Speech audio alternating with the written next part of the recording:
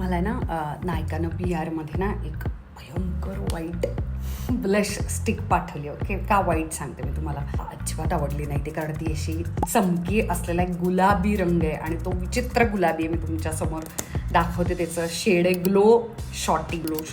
विचित्र light pink आहे. हा तुम्हाला दिसतं एक बेबी पिंक आहे आणि त्याच्यामध्ये शिमर आहे.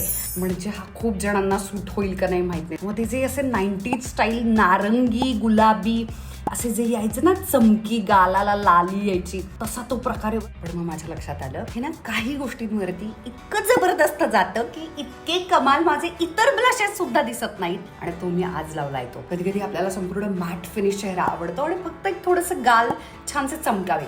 ते काम कोण करतं? ते काम करतं हे असे क्रीमी ब्लशेस.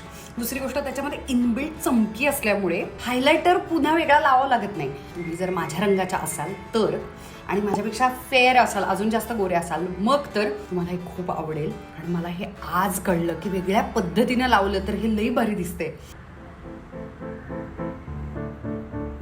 बस असं लावलं आणि चुकून जास्त लागलं तरी ते खूप लवकर पुसता येतंय आणि ते तरी सुद्धा माइल्ड दिसतंय आणि ते असे नॅचरल फ्लश्ड असा तो लुक देतोय. त्याच्यामुळे तुम्ही जर माझ्यासारखे असे वरचेवर पिंक जर घालत असाल ना, जशी आज माझी पिंक साडी आहे, तर त्या सगळ्या पिंक कुर्ते, pink shirt, pink tops, pink साड्या, सगळ्या गोष्टींवरती हे जाऊ शकतं. नारंगी पिंकिश प्रकरण आहे हे. माझं मत याच्याविषयीचं बदललेलं आहे. ग्लॉस वगैरे सुद्धा याच्यावरचा मी रील केलाय, पण त्याचं तुम्ही जर प्रॉडक्ट मागणार असाल तर त्याच्या लिंक्स तिथूनच घ्यायला पाहिजे असं नाही. पुन्हा एकदा, पण याची लिंक सगळ्याच्या लिंका स्टोरीमध्ये दिलेल्या आहेत आणि हायलाईट्समध्ये सेव्ह केलेल्या आहेत.